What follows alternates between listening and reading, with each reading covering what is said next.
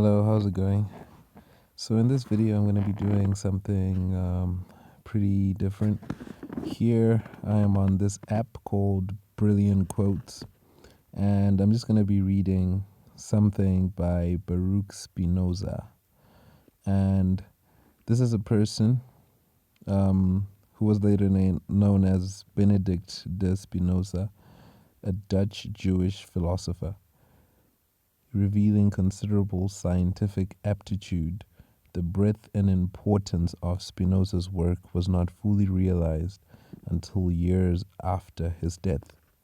By laying the groundwork for the 18th century Enlightenment and modern biblical criticism, he came to be considered one of the great rationalists of 17th century philosophy.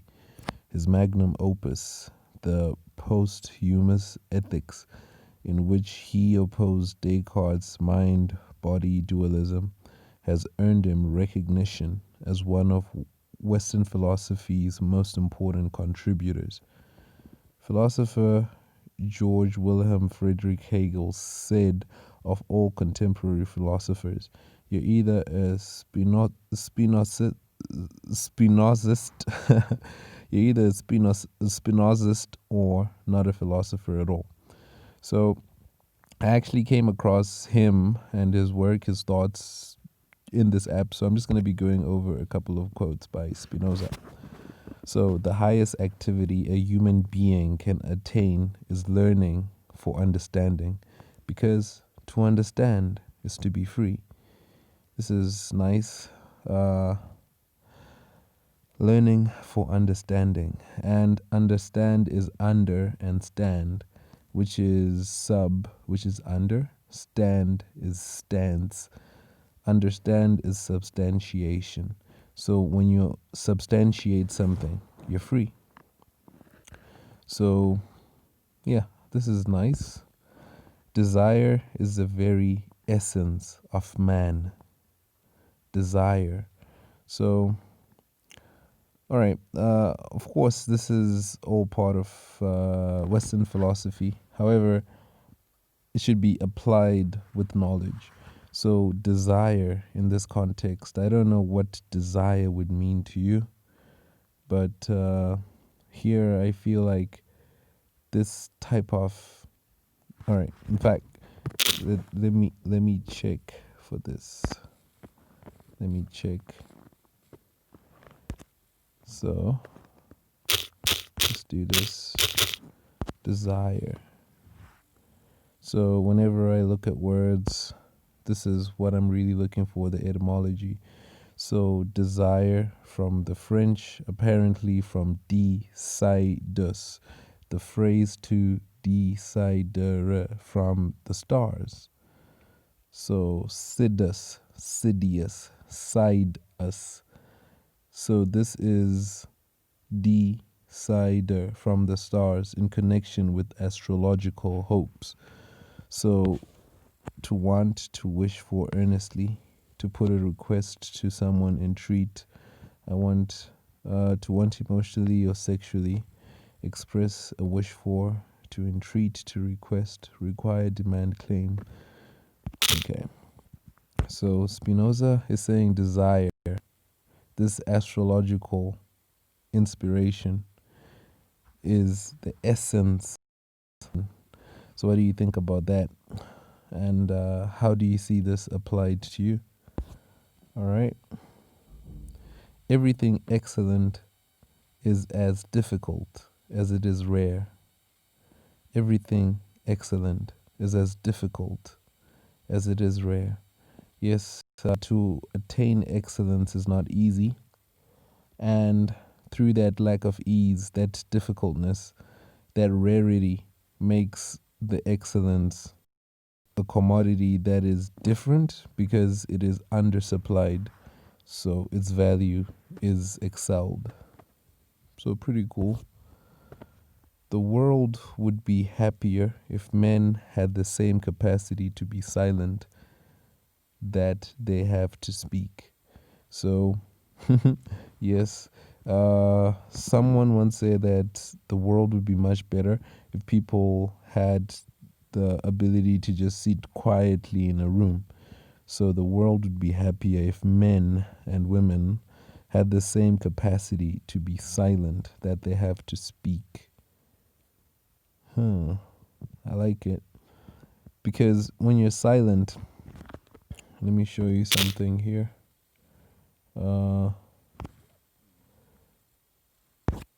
Here. So here we have silent,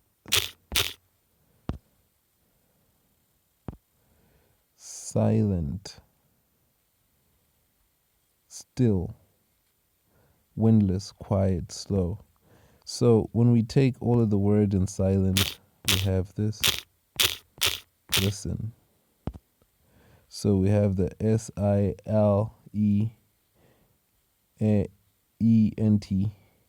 listen, silent.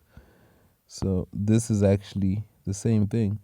So this is from the German to listen, all right, which is to hear, clear, hear. So this silence gives you clarity, okay, and this is when you pay attention to your. All right, let me see. Listening is to pay attention to a sound of speech, to expect or wait for a sound. So listening or silence comes with a certain expectation. Interesting. Certain expectation. So the world would be happier if men would have the same capacity to be silent, which is to listen with expectation that they have to speak. Wow. So this is to attentively listen. To be silent is to listen with expectation, which is to have attention or intention while you're listening in silence. Nice, I like that one. If you want the present to be different from the past, study the past. Yes, this is nice. I love it. And when you understand the past, it's very easy to know what to avoid if you're in tune with listening. So if you want the present now to be different from the past, study the past. So here it's interesting that he doesn't mention the future in this quote. So the present indirectly affects the future. So if you want the future to be different, you have to control the present. And if you want the present to be different, you have to study the past. Yeah, so the past is the denominator in the present and the future, and even in the past. So the past really, in some cases, is all that matters, because once you know history, you know the present, and once you know the present, you can attain the future. And I actually like this. This is why it has that red heart. All right. And no matter how thin you slice it, there will always be two sides. This is nice. I like the slickness in how he just mentioned this, and the truth in it. No matter how thin the story is, there's always two sides. However, I would say that there are actually always three sides. So yeah, like a coin, always has three sides. So there's the heads, there's the tails, and there's the other side that holds both sides together. So, but then I get what he's saying, where he's coming from. And yeah, the next one, he alone is free who lives with free consent under the entire guidance of reason. He alone is free who lives under free consent, under the entire guidance of reason. So, free consent, free allowance, under. So, when you ask someone for consent, it means that you're not really free. When you're under something, it means that you're not really free, right? So here the contradiction is that you're free when you're not free, but then when you're guided by your reason, which is guided by your principles. So he alone is free who lives with free consent under the entire guidance of reason. So the freedom of your consent comes through your reason. So your freedom is not um, irresponsible. It is not um, it is not selfish. Yes, because your guidance or your wisdom or your reason is wisdom, your guidance. So when you're guided, like when you have a guardian, it means that you have a certain guidance. Someone's guarding you. And when you have guidance, it means that you're actually not free because you have a guide. So the freedom comes from not being completely free in a sense. This is how I'm seeing this. All right, let me actually double check here. Let's look at this word consent.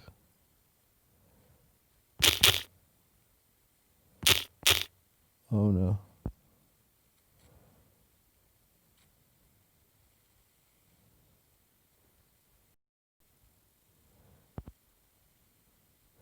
Okay, so consent, to feel together, come, sentio, to feel, express willingness, to give permission. So when you get consent, you get permission. Consent form, to grant, to allow, to assent to, agree, opinion. So yeah, so when someone gives you permission, means that you're not free. Here, here's another consent. Harmony, to sing together. Consent. Consent. Right. So this is what it's talking about. Consent, free consent under guidance. So to be allowed, it means that you're not free. So it's like you're allowed to do it, but you're not like free. So this is to know that everything is profitable. No. You're free to do everything, but not everything is profitable. Yes. So you can do anything, but then you're guided by your reason to know what to do and what not to do. And this is the only way that you can actually be free. When you know that, all right, if I rob this store because I want money, that's not going to give me freedom in the long term because of the reason that, I'll have to run away from the cops forever. So your reason will give you a different mode of operation.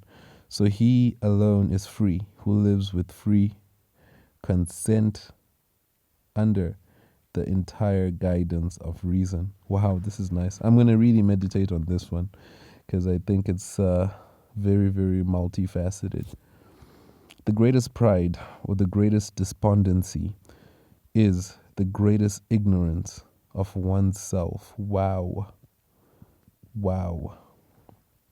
Wow. I love this one. And let me just look at despondent. All right.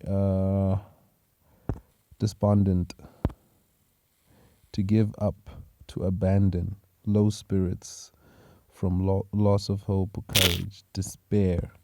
So the greatest pride, which is sort of like bliss, joy, happiness, or the greatest despondency, which is sadness, which is low spirits, right? So the greatest happiness or the greatest sadness is the greatest ignorance. So ignorance or this lack of knowledge of self will either make you the most blissful person or the saddest person.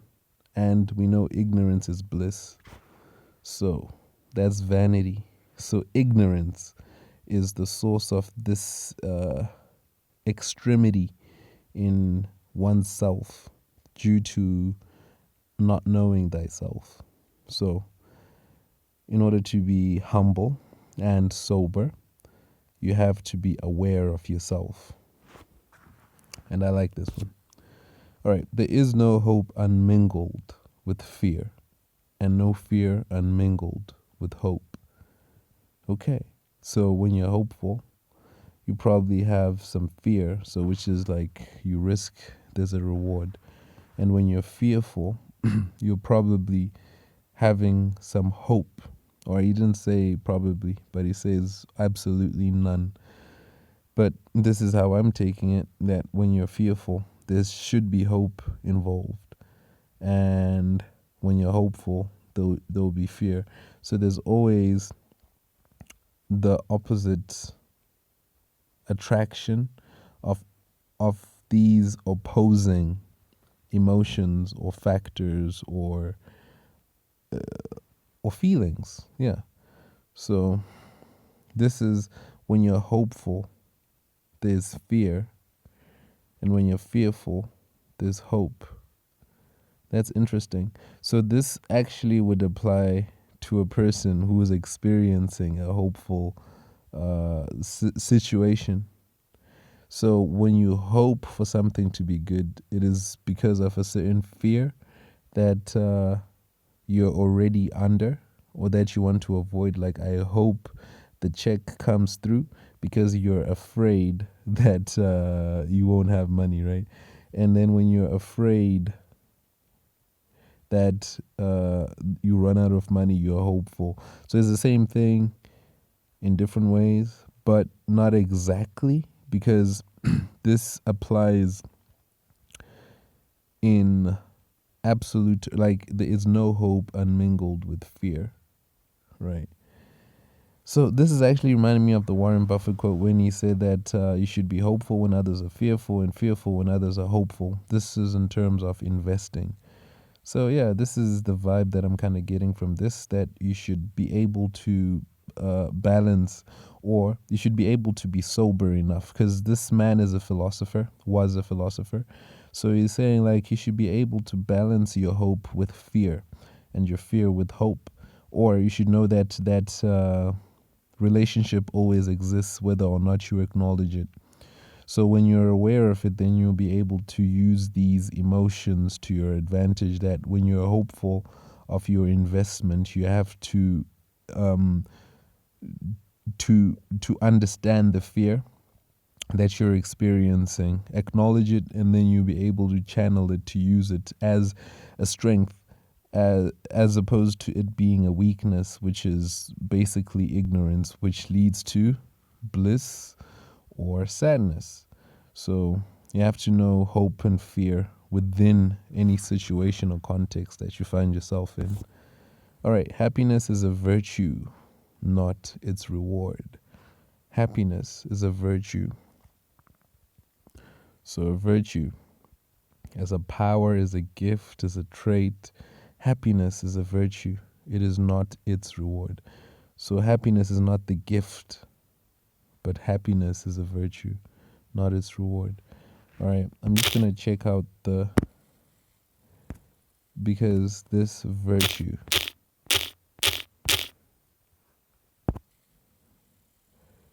okay, so virtue, man, virtus, Vitruvian man, inherent power of a god or other supernatural being, inherent power. All right. So happiness is a power, okay, accordance with moral principles.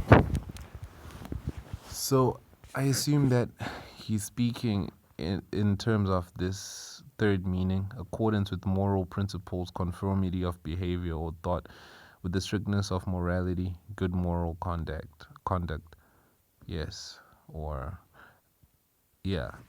So a manifestation of moral excellence. So happiness is a manifestation of moral excellence, not a reward of being excellent. So it's a gift, not a reward. All right. Okay. All right. Yeah, I think there's more to this than I've said, but yeah, I'll move on. Will and intellect are one and the same thing. Wow, this is interesting. So your willpower, what you say I will do, and your intellectual capacity, what you are capable of doing. So in other words, if you say that I will find the cure for cancer, right? It doesn't matter how intellectual you are as long as you have that will. As a matter of fact, the fact that your will believes your intellect can do it means that your intellect is part of your will, or it means that your intellect is already engaging you in via your will, your will. So you're already doing that. You're already moving in that direction, or you're already having that idea, that thought, that mind, because you already have the intellect, and through your will, you're going to attract, or you're going to find, discover, unveil, break through the information, find it, have it, and you're going to have everything that you need, because will and intellect is the same thing. So what do you think about this? All happiness or unhappiness solely depends upon the quality of the object to which we are attached by love. All happiness or unhappiness depends solely upon the quality of the object. Well, is it always an object though? But then I get it. Like if you're if you're always happy, like, all right, if money determines how you feel, this is true. If your car determines how you feel, this is true. So this is speaking about the object, like how you treat things is how those things treat you. All happiness or unhappiness solely depends upon the quality of the object to which you are attached by love. Yeah, so you have to be careful about what you love, right? And the quality of the object, the quality of it. So is it okay to love an object that is of high quality? That's my question to him. Because I think when when you love an object, then that's already something that will give you unhappiness in the long run. But no matter how good the quality of the object is, but in a sense, how you qualify, your love for anything. Like a person who is, oh yeah, like if you love your car, even if it's like the most expensive Bugatti or whatever car it is, I don't think that's gonna give you happiness. So all happiness or unhappiness. So how you qualify your love could mean how you detach, which will give you happiness in terms of loving an object. That's how I'm seeing it. All happiness or unhappiness solely depends upon the quality of the object to which we are attached by love. All right. I do not know how to teach philosophy without becoming a disturber of the peace. This is beautiful. Yes, all philosophers are radical. All philosophy changes paradigms when you tell the truth, when everything is a lie, right? When everything around you is a lie and you tell the truth, that in itself is an act of rebellion. So every philosopher who speaks is a person who disturbs the peace. Ask Jesus, ask Plato, ask Socrates, ask any philosopher, ask Bob Marley. All right. Peace is not an absence of war. It is a virtue, a state of mind, a disposition for benevolence, confidence, justice. Strong words. So peace is not an absence of war. It's a virtue, a state of mind. So you could have no war but not have peace. It is a disposition. I love the word disposition for benevolence, confidence, and justice. Interesting that, all right, benevolence is like being friendly, right? And then justice is being true, being fair. But what I find weird is confidence. So peace is a virtue that comes through confidence. So confidence is here. This is what I would really chew on. This is what I'll meditate on. Like, how is confidence a virtue attached to peace? Like, why confidence? Confident in yourself? Confident in the other person? Like, why confidence? Of all of the virtues, of all of the words. Like, I get benevolence. Yeah. I get justice. But confidence. I like it. All right. Oh, yeah. And that is Spinoza. So this is his work. Born November 24, 1632, died February 21, 1677 at 45. So, yeah, I don't know what you think about a handful of his quotes here that I just read here, but I do like some of them. And, yeah, I think it's pretty cool. So yeah, I'm gonna stop it here, and I hope that you enjoyed this and that you got some bit of wisdom, inspiration, some bit of philosophy from him, or whatever you got. So thank you so much, and wish you many, many, many, many blessings in your life.